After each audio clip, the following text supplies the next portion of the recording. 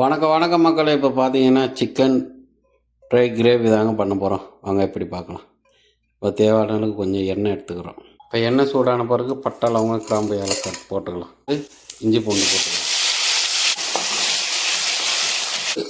பூண்டு வதங்கிடுச்சு. அடுத்தது 300 கிராம் வெங்காயம் போட்டுக்கலாம். இன்னும் தேவையான அளவுக்கு கொஞ்சம் உப்பு போட்டுக்கலாம். உப்பு போட்டால் தான் நல்லா பார்த்துங்க வெங்காயம். இப்போ நல்லா வெங்காயம் வதக்கிச்சு. 200 கிராம் தக்காளி போட்டுக்கலாம்.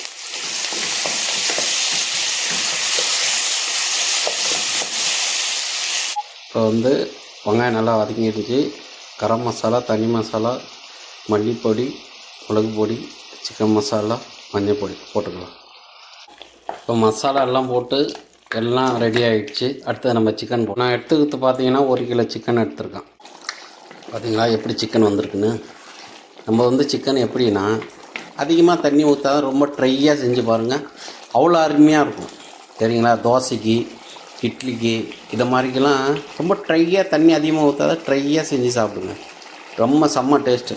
சிக்கன் குழம்பு ரெடி ஆகிடுச்சு. கொஞ்சம் மல்லி இலை போட்டுக்கலாம்.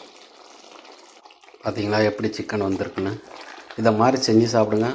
என்னுடைய வீடியோ பிடிச்சிருந்தால் லைக் பண்ணுங்கள், ஷேர் பண்ணுங்கள், கமெண்ட் பண்ணுங்கள், சப்ஸ்கிரைப் பண்ணுங்கள். அந்த பெல்லை பட்டினை தட்டி விடுங்க. என்ன